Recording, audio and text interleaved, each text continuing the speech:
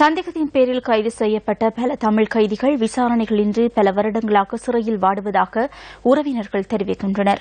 குடும்பத் தலைவர்கள் கைது செய்யப்பட்ட குடும்பங்கள் எதிர்நோக்கும் துயரங்களோ எண்ணிலடங்காதவை. இந்த மனமும் பாதிக்கப்பட்டு இற்ற வரைக்கும் இந்த மனம் பாதிக்கப்பட்டுத்தான் இந்த ஒரு சம்பளத்துக்கு இந்த குழந்தைகள் ரெண்டையும் நான் வளர்க்க முடியாமல் மிகவும் துன்பப்பட்டு கொண்டிருக்கிறேன். அந்த வேளையிலேயும் இந்த கணவரை ஒரு வருஷமும் ஒரு மாதமும் இற்ற வர முடிந்து விட்டது. உறவுகளை பிரிவது உள ரீதியில் தாக்கத்தை ஏற்படுத்தி பொருளாதார சுமை அதிகரிக்கும் என்பதையே இந்த அழுகுரல் உணர்த்துகிறது. வார்த்தைகளால் வசப்படாத எத்தனையோ உணர்வுகளை இந்த முகம் வெளிப்படுத்துகிறது.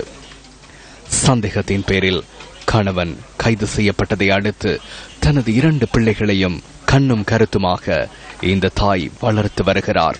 எனினும் புலதீசன் ஜெயலலிதா எனும் இந்த தாய் நாளாந்தம் எதிர்நோக்கி வரும் பொருளாதார சுமைகளோ ஏராளம்.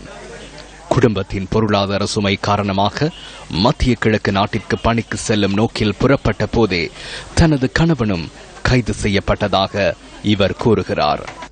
நாங்கள் இப்படி அவரை வேலை வாய்ப்பு தேடித்தான் ஒரு 2 வருஷமாவது உழைச்சு பிள்ளையிடம் வளர்ந்து வர நேரத்தில் ஒரு சம்பளத்தின் மேலே நாங்கள் வேலை செய்ய காணாது அந்த நிபந்தனைக்கு அமைவாக அவர் வெளிநாடு போகிற வேலையில் இப்படி குடிபட்டுட்டார். அந்த வேதனையும் கணவன் வரும் நாளை எதிர்பார்த்து பிள்ளைகளுடன் காத்திருக்கும் இந்த தாயின் எதிர்பார்ப்பு எப்போது ஈடேறும்?